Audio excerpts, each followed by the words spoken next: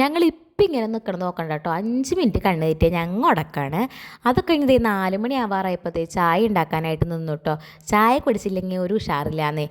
പിന്നെ ദേ കല്ലൂസ് അവൻ്റെ മീനൊക്കെ എടുത്ത് ദേ മീൻ ഫ്രൈയും മീൻ കറിയൊക്കെ ഉണ്ടാക്കുന്നുണ്ട്. ഞാൻ ദേ അടുപ്പൊക്കെ കത്തിച്ച് ചോറുണ്ടാക്കാൻ നിൽക്കുന്നുണ്ട് കേട്ടോ.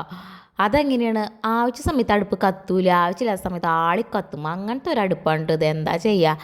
അങ്ങനെ ചോറൊക്കെ ഊറ്റാൻ നിന്ന് അത് കഴിഞ്ഞപ്പോഴേക്കും ദേ വീണ്ടും പിറ്റേ ദിവസത്തേക്കുള്ള അരി ഞങ്ങൾ തലേദിവസം തന്നെ ഏകദേശം വേവിച്ച് വെക്കും. അപ്പോൾ പിറ്റേ ദിവസം പണി കുറവാണല്ലോ. കല്ലൂസ് ഇതിലൊക്കെ ഞാൻ കാണാണ്ട് ഇങ്ങനെ നടക്കുന്നുണ്ട്. ഞാൻ വീഡിയോ എഡിറ്റ് ചെയ്യുമ്പോഴാണ് കാണുന്നത്. ഞാൻ ഹാളിൽ ഇരുത്തിയിട്ട് വന്ന മുതലാണ്. അതൊക്കെ ഞാൻ വേഗം പോയി കുളിച്ചിട്ട് വന്നു കേട്ടോ. പിന്നെ ദേ പടവലങ്ങയും ഇന്നത്തേക്കുള്ള കറി പടവലങ്ങയും പരിപ്പും കൂടിയിട്ട് തേങ്ങ അരച്ച് വെച്ചൊരു കറിയാണ്. അപ്പോൾ അതൊക്കെ നന്നാക്കാൻ നിന്നു. പിന്നെ ദേ അച്ഛൻ മീൻ കൊണ്ടുവന്നിട്ടുണ്ടായിരുന്നു. അപ്പോൾ അമ്മ മീനിൻ്റെ പരിപാടിക്ക് കിടന്നിട്ട് മീൻ നന്നാക്കാനായിട്ട് പോയി. ഞാൻ കുളിച്ച പിന്നെ മീൻ നന്നാക്കിയില്ല. അമ്മ അതൊക്കെ നന്നാക്കിക്കൊണ്ടെന്ന് പറഞ്ഞപ്പോൾ അമ്മയുടേക്ക് നന്നാക്കാൻ കൊടുത്തുവിട്ടു. ഞാൻ പിന്നെ ഈ പടവലങ്ങിട്ട് കറി ഉണ്ടാക്കാനായിട്ട് നിന്നു. കറിയൊന്നും ഉണ്ടാക്കിയില്ല, ഇതൊക്കെ അരിഞ്ഞൊക്കെ കൊടുത്ത് എല്ലാം അരിഞ്ഞൊക്കെ കൊടുത്ത് നിന്നു.